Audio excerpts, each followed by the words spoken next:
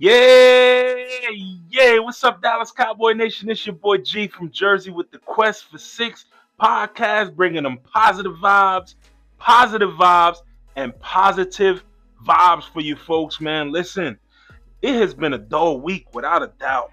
A dull week after that loss on Sunday night to the Minnesota Vikings, man, practically knocking our Dallas Cowboys out of playoff contention.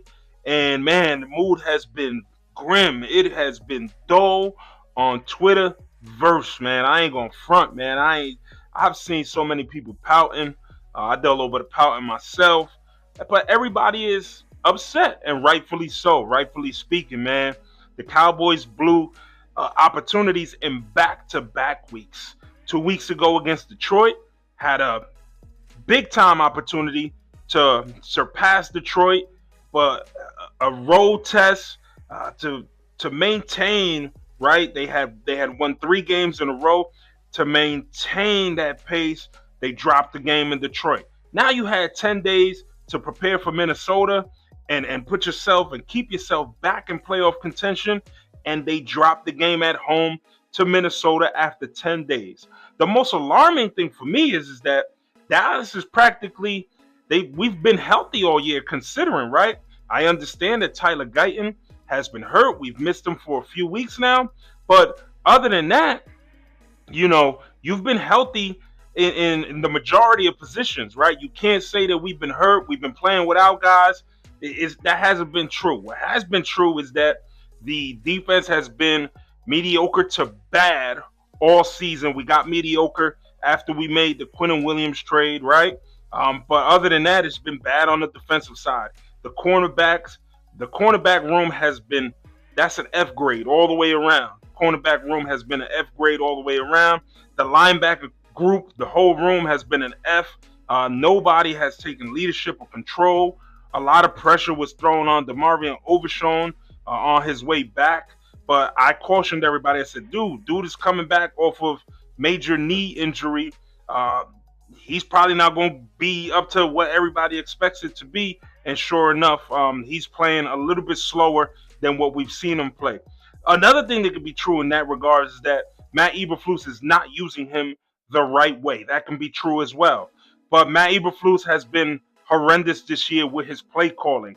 News today, Matt Eberflus is going to be in the booth now, not on the sideline like we've seen him all season long. 3 games left. The Cowboys are practically eliminated, and now you want to go up to the booth. That's going to make a difference. Now you're going to see the field clearer. Come on, man. Enough with the jokes already, guys. Nothing's going to change with this defense. With 3 games left and eliminated, now some players might pack it in. That might make a difference, right? Some players might have some incentives that they need to reach, and they'll probably play up to par or exceed expectations in the final 3 games. That might happen too. But man, come on, Coach Eberflus. Now you're gonna go up to the booth with 3 games left, and we're basically eliminated. Coach Whitecotton is supposed to make the in-game adjustments from the sideline now. That's the move Dallas should have made. Dallas should have fired Matt Eberflus, and they should have named Coach Whitecotton the interim defensive coordinator for the remaining schedule to see what we have. If Coach Whitecotton, who is a Schottenheimer guy, if Coach Whitecotton can rally the troops and you see improvement in the last 3 games, or you see certain guys play better, then you might have your defensive coordinator in-house. But for Coach Eberflus to go to the booth now, waste of time, folks. Also on the defensive side, news and notes, the Trayvon Diggs saga continues. What's the story? Is the concussion real or was it not? There was a story posted yesterday by James Slater. I mentioned it last month when the concussion story first came out. Bogus. This whole thing has been personal between Coach Schottenheimer and Trayvon Diggs. I've been adamant about saying Coach Schottenheimer was the last person standing on the table for Trayvon Diggs. Trayvon Diggs went after the front office in the offseason. He went after the training staff in the offseason. He was vocal about Coach Eberflus. Might have been right about that. He was very vocal about Coach Eberflus and the defense. I think something did happen at the house, right? He came in, tried to explain. Coach Schottenheimer wasn't having it. Trayvon Diggs said something back, and Coach Eberflus said, enough is enough. Now you're going to play when I deem you ready to play. And that's what happened. Trayvon Diggs has been saying for like the last 2.5 weeks that he's good to go again. And Dallas is saying he ain't ready yet. He's not doing things right. From all reports from the guys that are in Dallas is that they don't see Trayvon Diggs doing anything unordinary in practice, right? There was word that Trayvon Diggs blew an assignment in practice the other day, and that's what he's not getting right. Come on, folks. What are we missing here, okay? But Trayvon Diggs, the saga continues. This week, Josh Butler's window finally opened for him to practice this week.